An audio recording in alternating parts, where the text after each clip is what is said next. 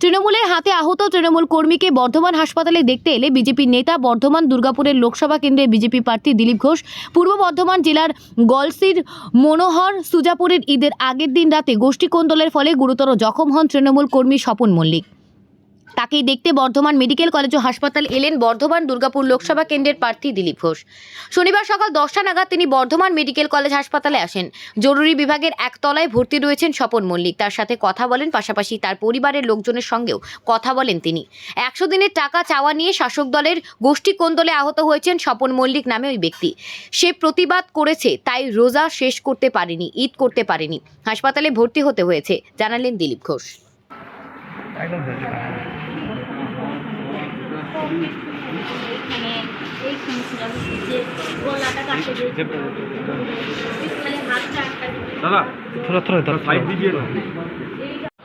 আমাদের গ্রামে 100 দিনের টাকা আজ 10 বছর থেকে দেয় না, দিল গরিব মানুষকে দেয় না। আমার গ্রামে গেলেও জানতে পারবেন, গ্রামের পুলিশ জিজ্ঞেস 100 দিনের টাকা দেয় না। আমার যে বাড়ি করা আছে, শুরু করা আছে, সেই পাড়াকে ভাঙচুর করেছে। পশ্চিমবাংলায় কী ধরনের রাজনৈতিক হিংসা হচ্ছে তার একটা উদাহরণ আমরা দেখলাম। স্বপন মণ্ডল বলে স্বপন মল্লিক মুসলিম ছেলে, সে রোজার সময়ই ঈদের আগের দিন তাকে নৃশংসভাবে খুন করার চেষ্টা হয়েছিল। সে তার স্ত্রী বাইকে যাচ্ছিল, রাস্তায় আটকে তাকে রীতিমতো কোপানো হয়। গোটা গায়ে দেখলেন ব্যান্ডেজ আছে, পায়ের আঙ্গুল হাতের আঙ্গুল কেটে গেছে, গোটা গায়ে স্টিচ হয়েছে, গলাটা কাটতে গেছিলো পারেনি। এই যে নৃশংস রাজনীতি, নৃশংস হিংসা, তার প্রতিবাদ আমরা বারবার করে এসেছি। তার জীবন্ত প্রমাণ হচ্ছে স্বপন। ভগবানের ইচ্ছে বেঁচে গেছে, বেচারা রোজা শেষ করতে পারেনি, ঈদ করতে পারেনি, হসপিটালে ভর্তি হতে। আমি দেখতে এসেছিলাম, ওর গ্রামের লোকেরা ভর্তি করেছে, ওর বউ এখানে আছে চিন্তায়। অঞ্চলের নেতারা এসেছিল, খুবই গরিব, ঘর সংসার চলা মুশকিল এখন। তো আজকে আমরা সাধারণ গরিব মানুষের অত্যাচারিত, আমরাও অত্যাচারিত, আমাদের কর্মীরাও তার সঙ্গে থাকছি। সে বেচারাকে দেখে গেলাম, আমরা তার সঙ্গে থাকবো বলেছি, তাই তার সেরে উঠে এই প্রার্থনা করবো। দিলীপ ঘোষ এসেছিল, দিলীপ দাদা। ঘটনাটা হয়েছিল ইংরেজি 10 তারিখে, ঈদের আগের দিনে, রোজার দিনে। আমার স্বামী, আমি, আমার একটা 4 বছরের নাতি, আমার ননদের বাড়ি চিনিসিমইটিতে ফিরে আসছিলাম। ওই পোতনাতে, শিলরাই থেকে বাড়ি ফিরছিলাম পোতনাতে।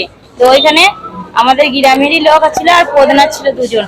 ওরা মোটর সাইকেলে এসে, আমরা বাইকে আসছিলাম, মাথায় বেরিয়ে ফেলে আমার গলায় ছুরি লেগে আমার স্বামীকে ছুরি দিয়ে, ডাঙ্গি দিয়ে, তরোয়াল দিয়ে, তারপর কাটারি দিয়ে ওই জায়গায় একবারে মাটার উপরে ফেলে দেওয়া হোক দিয়ে ওকে আমার চোখের সামনে আমার গলায় ছুরি লেগে বলছে, তুমি যদি কিছু বলবে তাহলে তোমার গলা কেটে।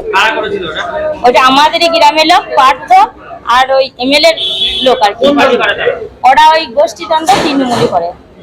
হ্যাঁ, আমার স্বামী ওই জাকিরের সঙ্গে পার্টি করে, জাকিরের দল, তৃণমূল দল, জাকির হোসেন।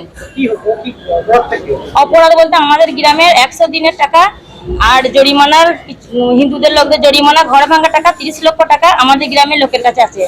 এই আঙ্গুরের কাছে, তারপরে নুহুরের কাছে, জাকিরের কাছে, এদের কাছে টাকাটা আছে।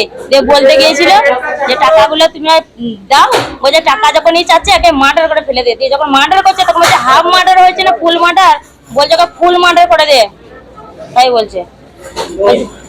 বলছে আমাদের এমএলএ আর আমাদের পার্থ আছে, ফুল মার্ডার করতে আমরা বাঁচিয়ে দেবো।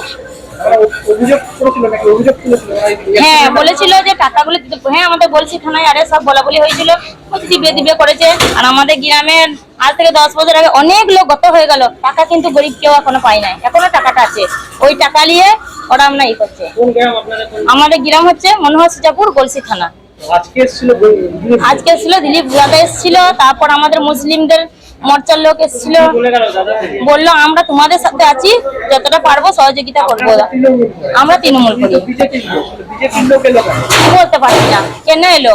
আমরা হঠাৎ এসে বলছে যে তোমাদের সাথে আছি আমি, আমরা কোনো পার্টির তরফ থেকে আসি নাই, আমরা গরিব মানুষদের এরকম হচ্ছে দুর্ঘটনা। দিদিমণিকে জানিয়েছিল, মানে না আমরা কিছু জানাই নাই। ওর নাম হচ্ছে স্বপন মল্লিক। স্বপন মল্লিক, আমরা কিছু জানি। আমার স্বামী, আমি ওর স্ত্রী। আমরা ন্যায় চাই, যারা করেছে তারা যেন শাস্তি পায়। আমরা খুব গরিব, আমরা কিছু সহযোগিতা চাই।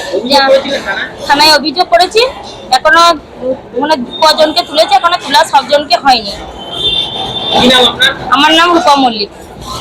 আমরা ন্যায় চাই। আর আমাদের দিলীপ ঘোষ বললো তোমার সাথে আমরা আছি, আর কোনো পার্টির তরফ থেকে নাই। আমরা জনতার সহযোগিতা, গরিবদের সহযোগিতা করার জন্য আমরা এসেছি, যতটা পারবো আমরা করবো।